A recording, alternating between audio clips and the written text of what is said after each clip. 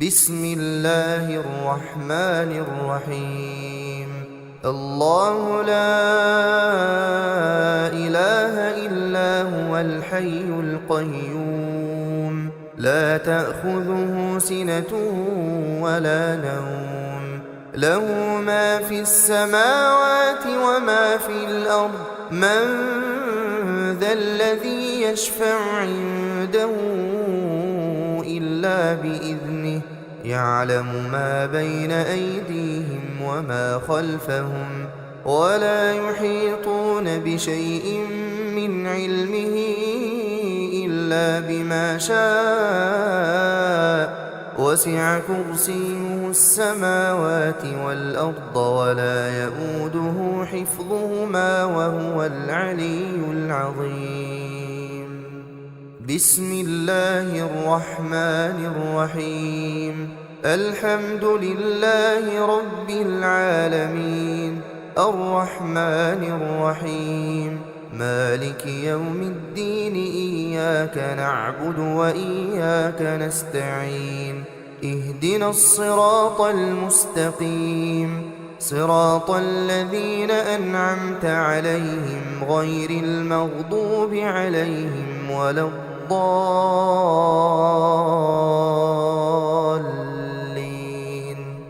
بسم الله الرحمن الرحيم. قل هو الله أحد الله الصمد لم يلد ولم يولد ولم يكن له كفوا أحد. بسم الله الرحمن الرحيم. قل أعوذ برب الفلق من شر ما خلق ومن شر غاسق إذا وقب ومن شر النفاثات في العقد ومن شر حاسد إذا حسد. بسم الله الرحمن الرحيم. قل أعوذ برب الناس ملك الناس إله الناس من شر الوسواس الخناس الذي يوسوس في صدور الناس من الجنة والناس. بسم الله الرحمن الرحيم. تبت يدا أبي لهب وتب ما أغنى عنه ماله وما كسب سيصلى نارا ذات لهب وامرأته حمالة الحطب في جيدها حبل من مسد. بسم الله الرحمن الرحيم. إذا جاء نصر الله والفتح ورأيت الناس يدخلون في دين الله أفواجا فسبح بحمد ربك واستغفره إنه كان توابا. بسم الله الرحمن الرحيم. قل يا أيها الكافرون لا أعبد ما تعبدون ولا أنتم عابدون ما أعبد ولا أنا عابد ما عبدتم ولا أنتم عابدون ما أعبد لكم دينكم ولي دين. بسم الله الرحمن الرحيم. إنا أعطيناك الكوثر فصل لربك وانحر إن شانئك هو الأبتر. بسم الله الرحمن الرحيم. أرأيت الذي يكذب بالدين فذلك الذي يدع اليتيم ولا يحض على طعام المسكين فويل للمصلين الذين هم عن صلاتهم ساهون الذين هم يراءون ويمنعون الماعون. بسم الله الرحمن الرحيم. لإيلاف قريش إيلافهم رحلة الشتاء والصيف فليعبدوا رب هذا البيت الذي أطعمهم من جوع وآمنهم من خوف. بسم الله الرحمن الرحيم. ألم تر كيف فعل ربك بأصحاب الفيل ألم يجعل كيدهم في تضليل وأرسل عليهم طيرا أبابيل ترميهم بحجارة من سجيل فجعلهم كعصف مأكول. بسم الله الرحمن الرحيم. ويل لكل همزة لمزة الذي جمع مالا وعدده يحسب أن ماله أخلده كلا لينبذن في الحطمة وما أدراك ما الحطمة نار الله الموقدة التي تطلع على الأفئدة إنها عليهم مؤصدة في عمد ممددة. بسم الله الرحمن الرحيم. والعصر إن الإنسان لفي خسر إلا الذين آمنوا وعملوا الصالحات وتواصوا بالحق وتواصوا بالصبر. بسم الله الرحمن الرحيم. ألهاكم التكاثر حتى زرتم المقابر كلا سوف تعلمون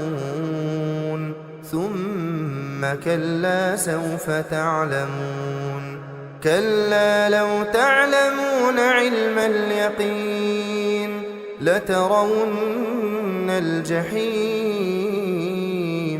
ثم لترونها عين اليقين ثم لتسألن يومئذ عن النعيم.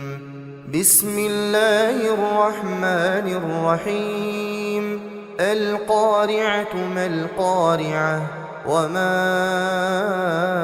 أدراك ما القارعة يوم يكون الناس كالفراش المبثوث وتكون الجبال كالعهن المنفوش فأما من ثقلت موازينه فهو في عيشة راضية وأما من خفت موازينه فأمه هاوية وما أدراك ما هي نار حامية. بسم الله الرحمن الرحيم. والعاديات ضبحا فالموريات قدحا فالمغيرات صبحا فأثرن به نقعا فوسطن به جمعا إن الإنسان لربه لكنود وإنه على ذلك لشهيد وإنه لحب الخير لشديد. أفلا يعلم إذا بعثر ما في القبور وحصل ما في الصدور إن ربهم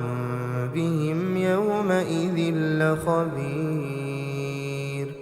بسم الله الرحمن الرحيم. إذا زلزلت الأرض زلزالها وأخرجت الأرض أثقالها وقال الإنسان ما لها يومئذ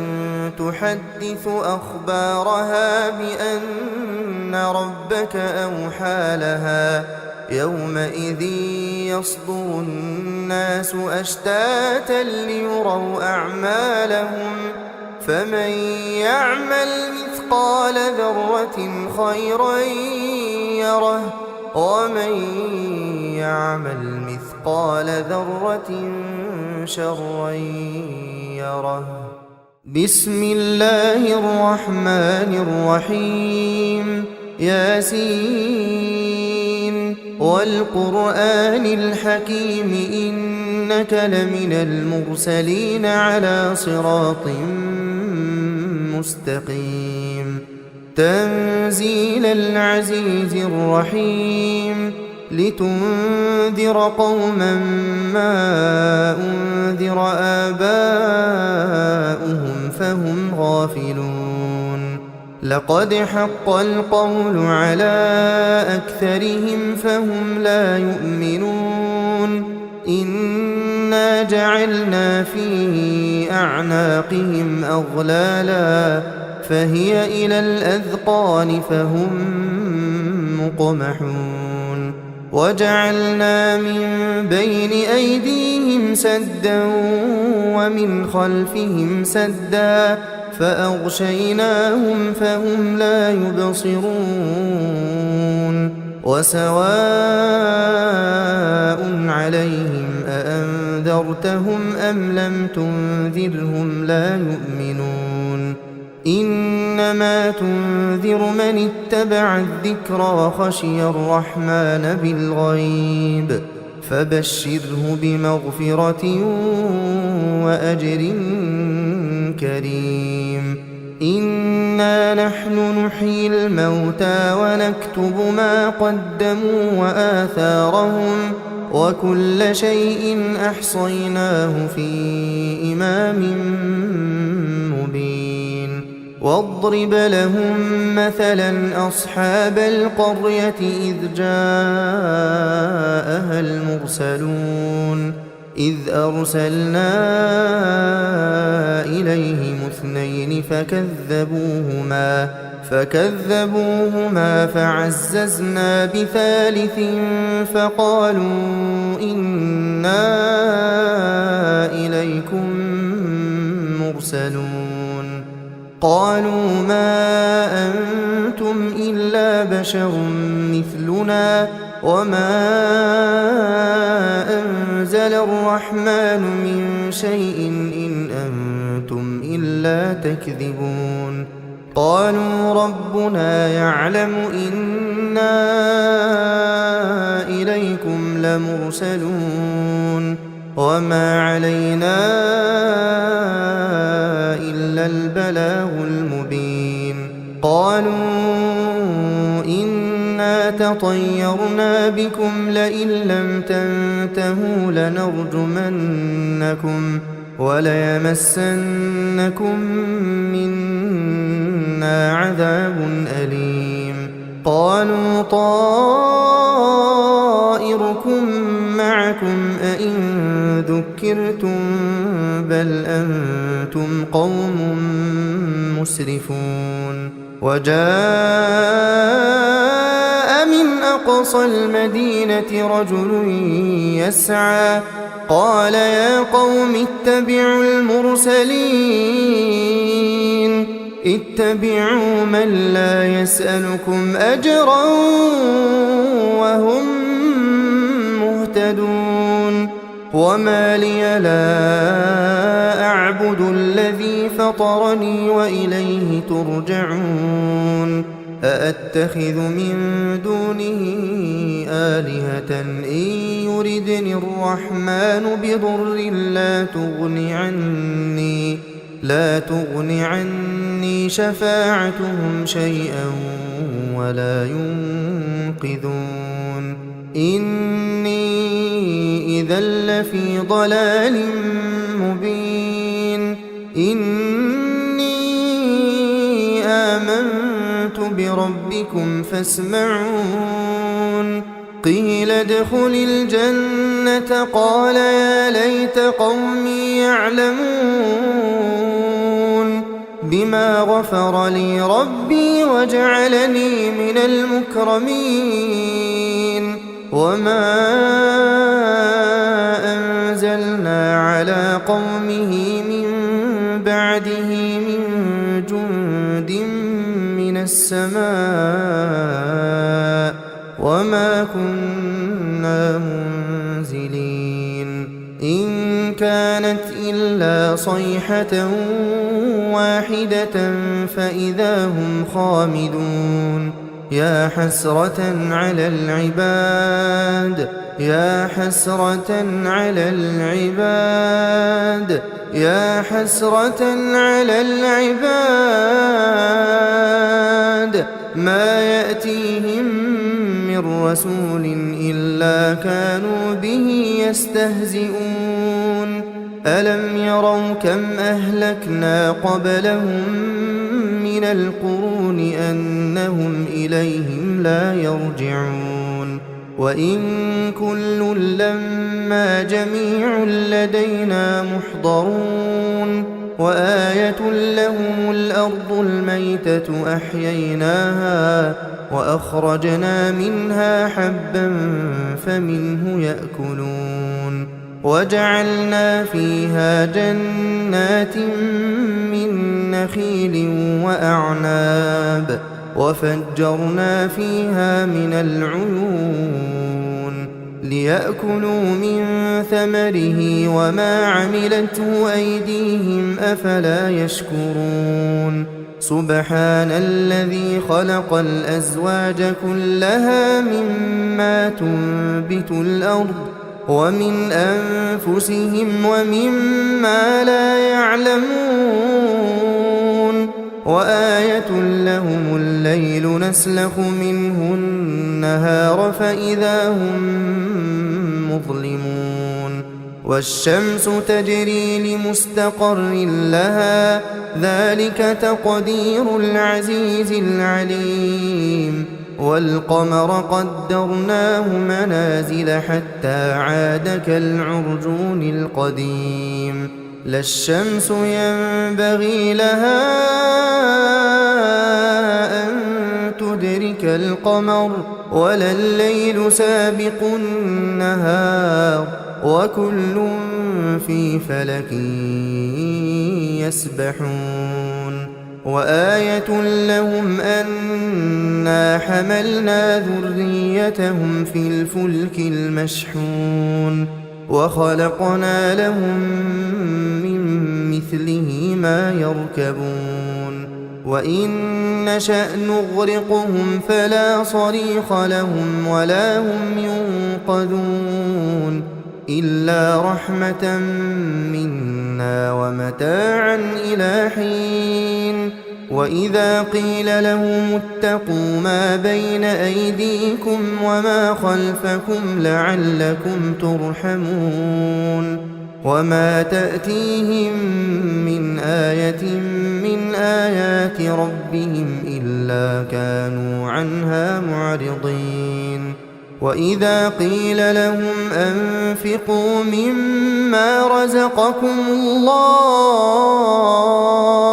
قال الذين كفروا للذين آمنوا أنطعم من لو يشاء الله أطعمه إن أنتم إلا في ضلال مبين ويقولون متى هذا الوعد إن كنتم صادقين ما ينظرون إلا صيحة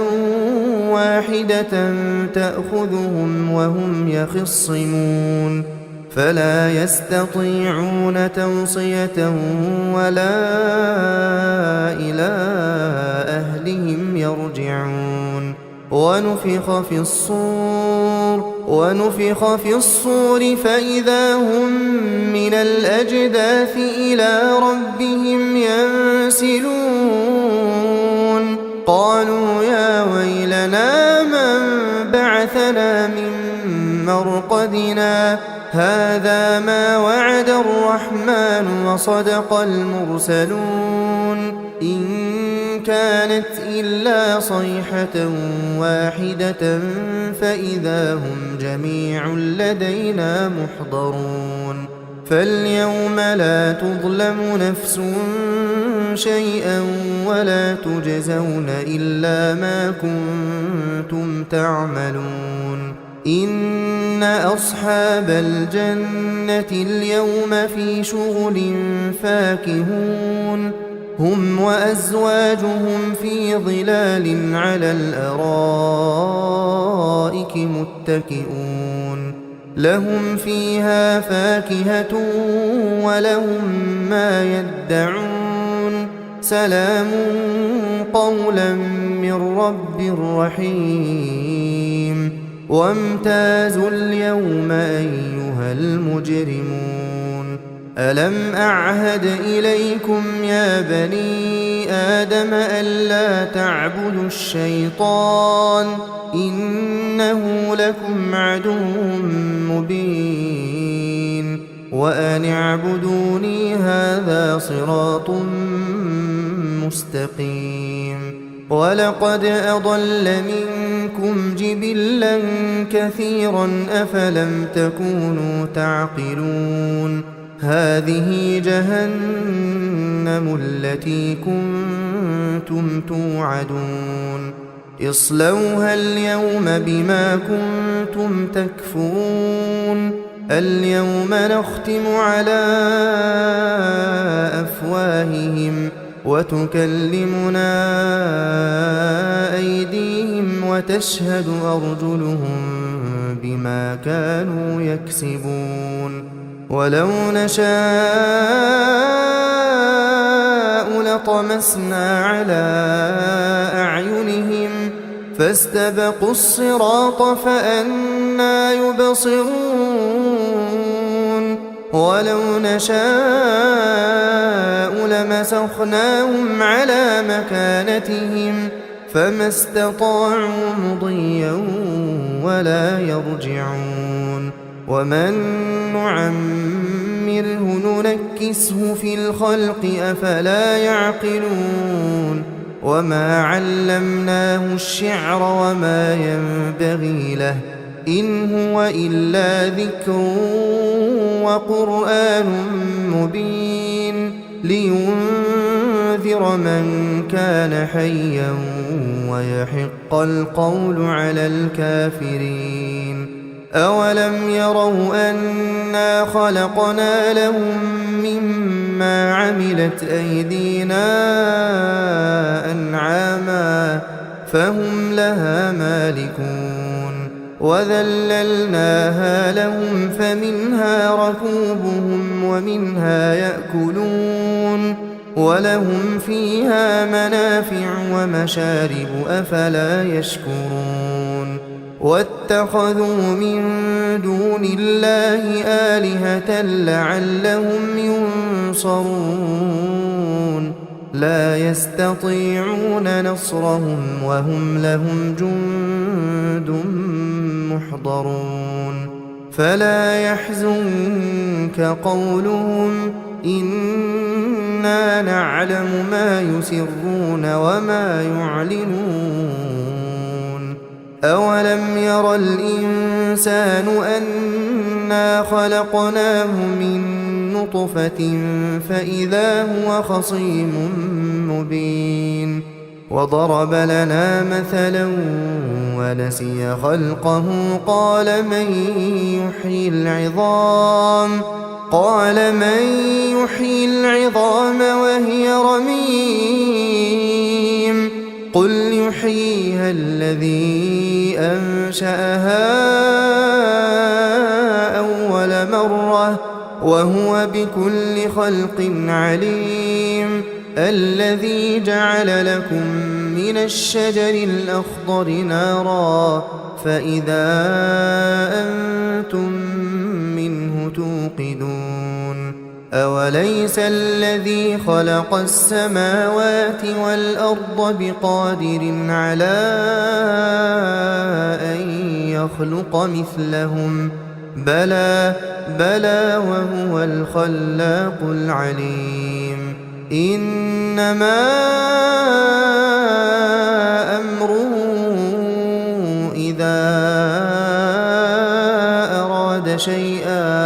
إذا أراد شيئا أن يقول له كن فيكون فسبحان الذي بيده ملكوت كل شيء وإليه ترجعون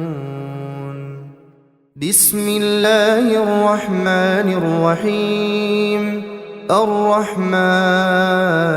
علم القرآن خلق الإنسان علمه البيان الشمس والقمر بحسبان والنجم والشجر يسجدان والسماء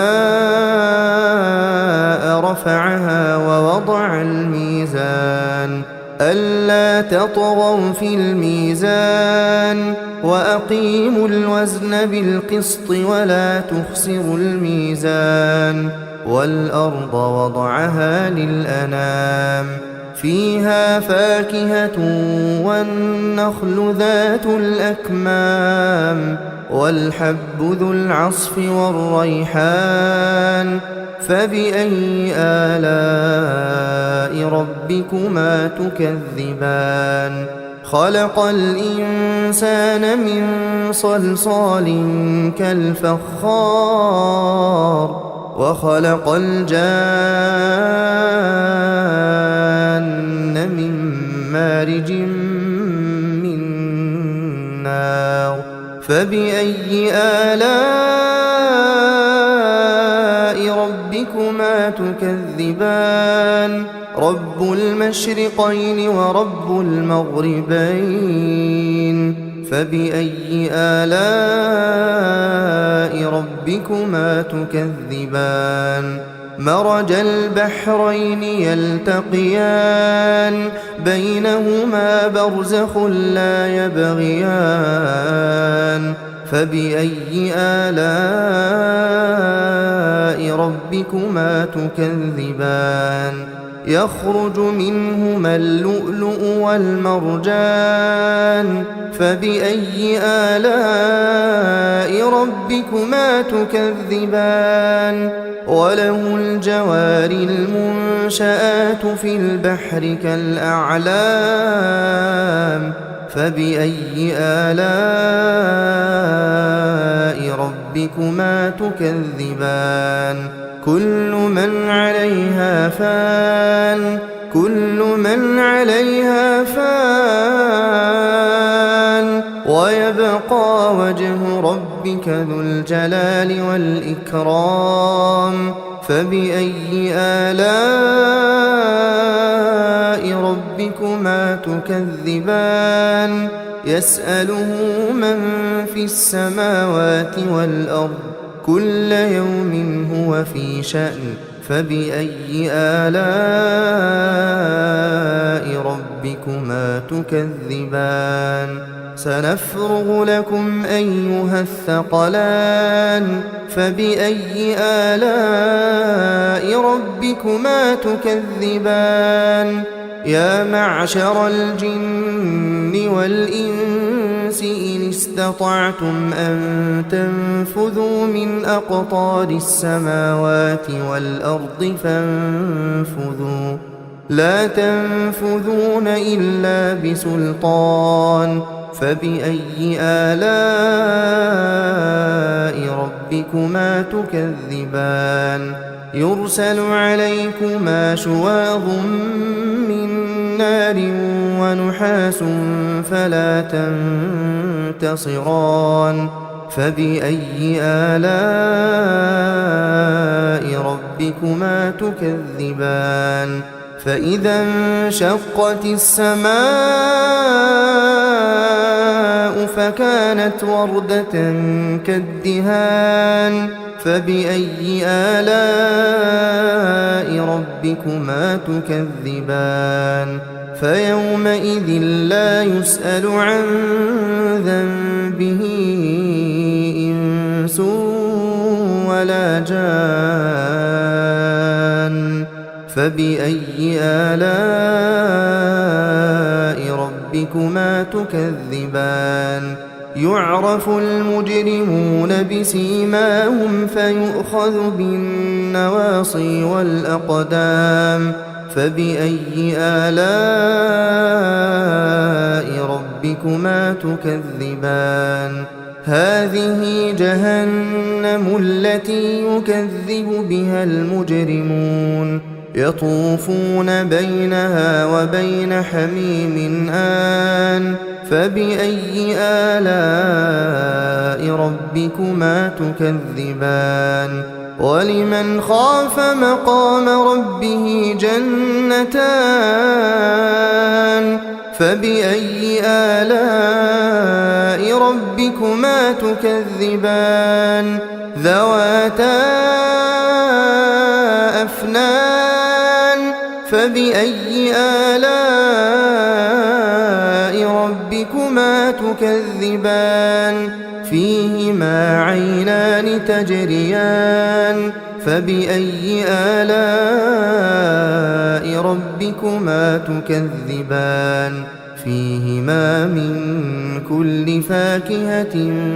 زوجان فبأي آلاء ربكما تكذبان متكئين على فرش بطائنها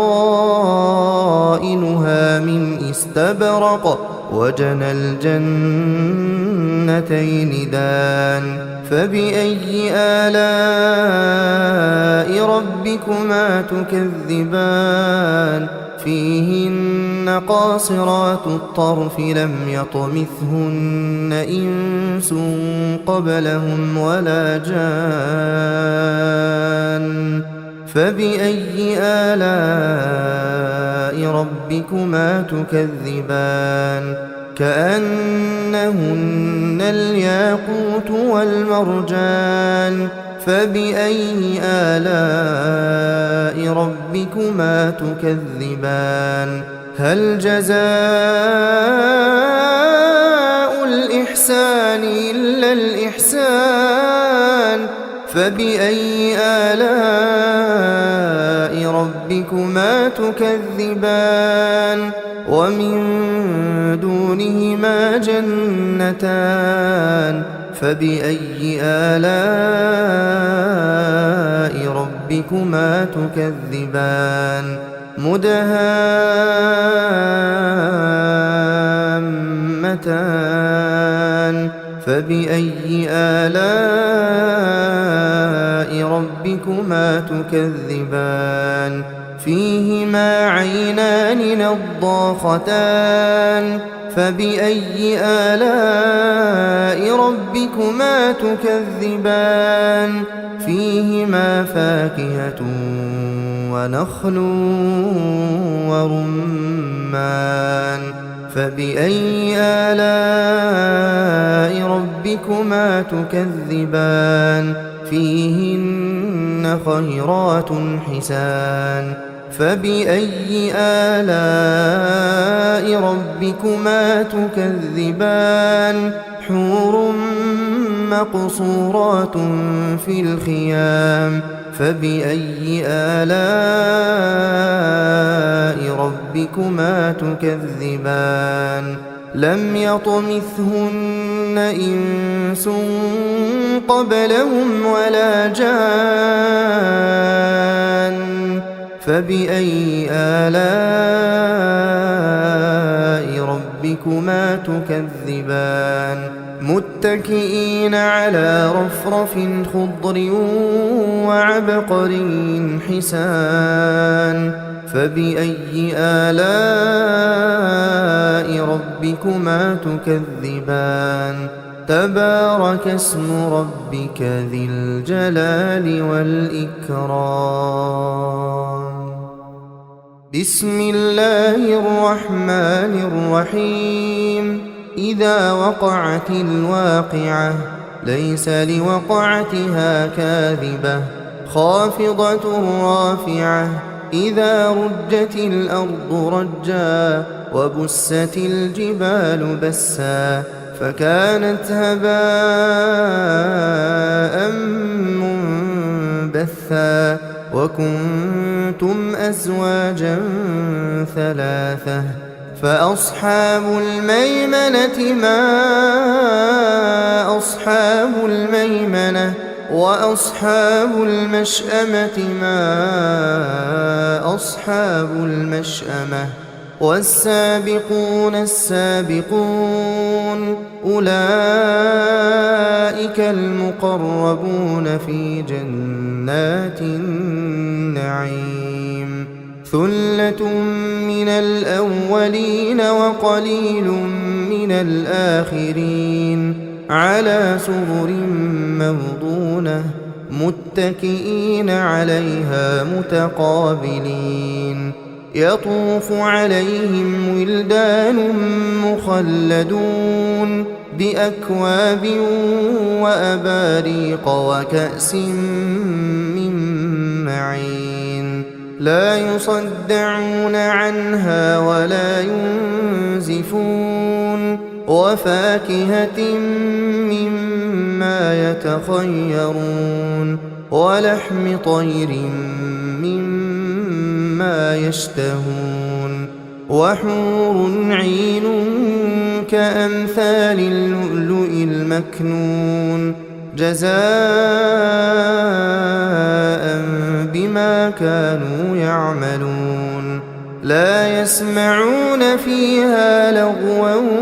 ولا تأثيما إلا قيلا سلاما سلاما وأصحاب اليمين ما أصحاب اليمين في سدر مخضود وطلح منضود وظل ممدود وماء مسكوب وفاكهة كثيرة لا مقطوعة ولا ممنوعة وفرش مرفوعة إنا أنشأناهن إنشاء فجعلناهن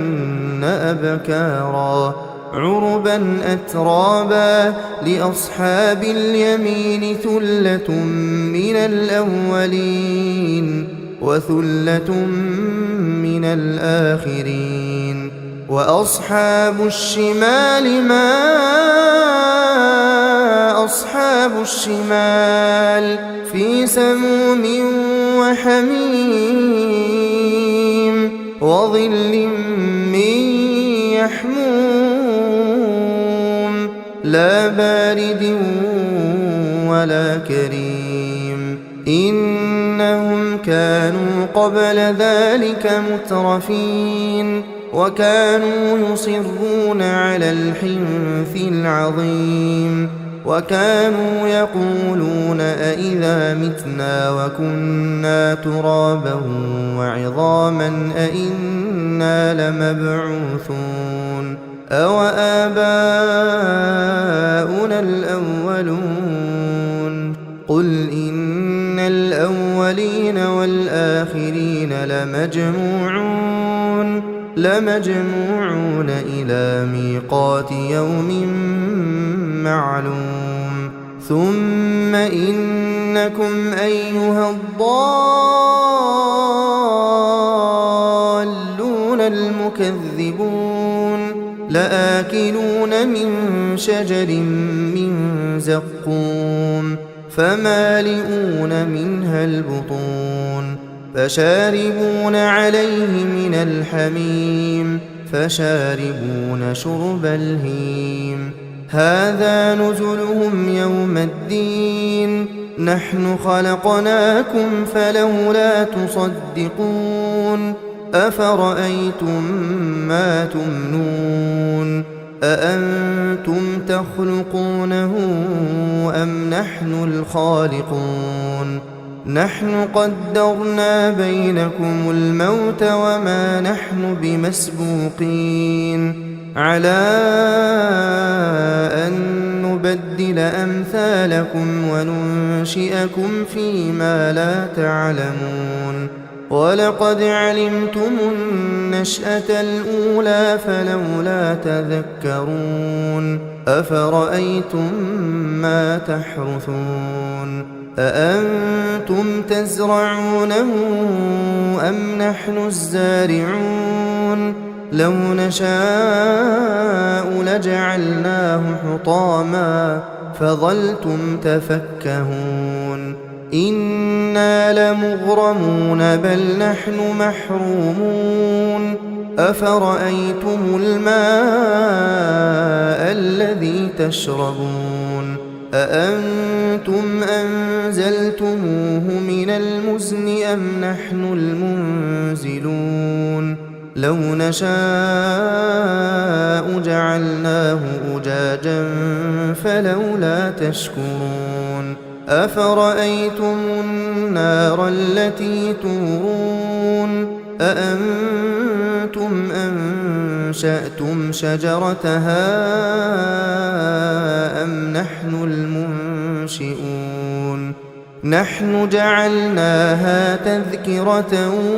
ومتاعا للمقوين فسبح باسم ربك العظيم فلا أقسم بمواقع النجوم وإنه لقسم لو تعلمون عظيم إنه لقرآن كريم في كتاب مكنون لا يمسه إلا المطهرون تنزيل من رب العالمين أفبهذا الحديث أنتم مدهنون وتجعلون رزقكم أنكم تكذبون فلولا إذا بلغت الحلقوم وأنتم حينئذ تنظرون ونحن أقرب إليه منكم ولكن لا تبصرون فلولا إن كنتم غير مدينين ترجعونها إن كنتم صادقين فأما إن كان من المقربين فروح وريحان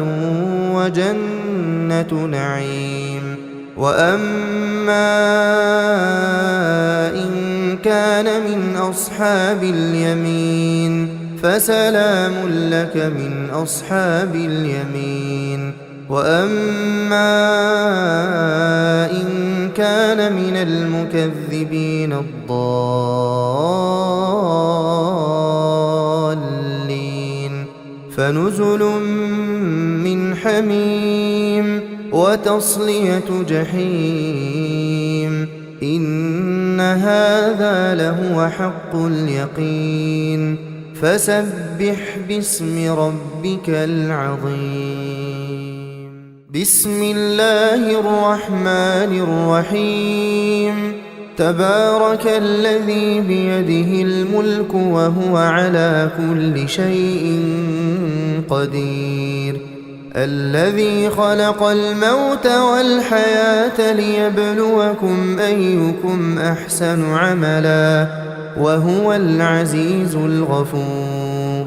الذي خلق 7 سماوات طباقا ما ترى في خلق الرحمن من تفاوت فارجع البصر هل ترى من فطور ثم ارجع البصر كرتين ينقلب إليك البصر خاسئا وهو حسير ولقد زينا السماء الدنيا بمصابيح وجعلناها رجوما للشياطين وأعتدنا لهم عذاب السعير وللذين كفروا بربهم عذاب جهنم وبئس المصير إذا ألقوا فيها سمعوا لها شهيقا وهي تفور تكاد تميز من الغيظ كلما ألقي فيها فوج سألهم خزنتها ألم يأتكم نذير قالوا بلى قد جاءنا نذير فكذبنا وقلنا ما نزل الله من شيء إن أنتم إلا في ضلال كبير وقالوا لو كنا نسمع أو نعقل ما كنا في أصحاب السعير فاعترفوا بذنبهم فسحقا لأصحاب السعير إن الذين يخشون ربهم بالغيب لهم مغفرة وأجر كبير وأسروا قولكم أو اجهروا به إنه عليم بذات الصدور ألا يعلم من خلق وهو اللطيف الخبير هو الذي جعل لكم الأرض ذلولا فامشوا في مناكبها وكلوا من رزقه وإليه النشور أأمنتم من في السماء أن يخسف بكم الأرض فإذا هي تمور أم أمنتم من في السماء أن يرسل عليكم حاصبا فستعلمون كيف نذير ولقد كذب الذين من قبلهم فكيف كان نكير أولم يروا إلى الطير فوقهم صافات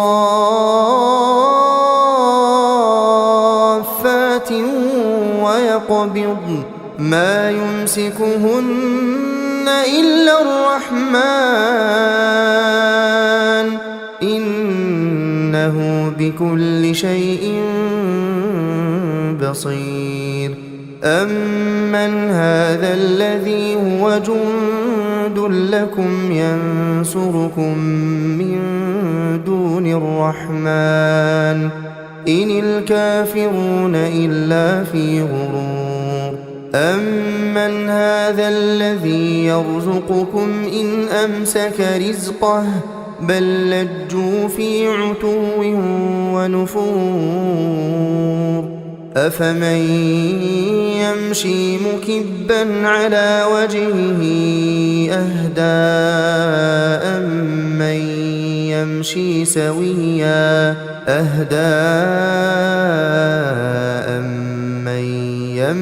سويا على صراط مستقيم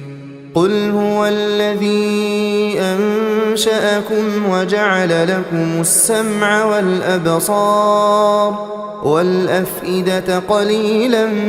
ما تشكرون قل هو الذي ذرأكم في الأرض وإليه تحشرون ويقولون متى هذا الوعد إن كنتم صادقين قل إنما العلم عند الله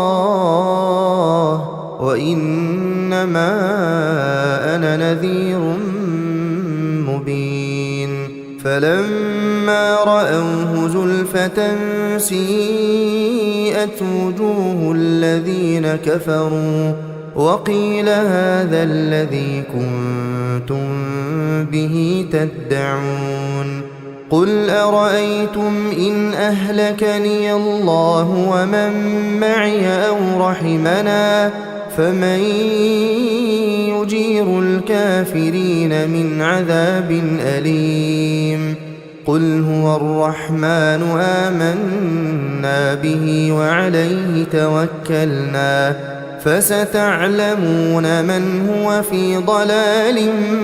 مبين قل أرأيتم إن أصبح ماؤكم غورا فمن يأتيكم بماء معين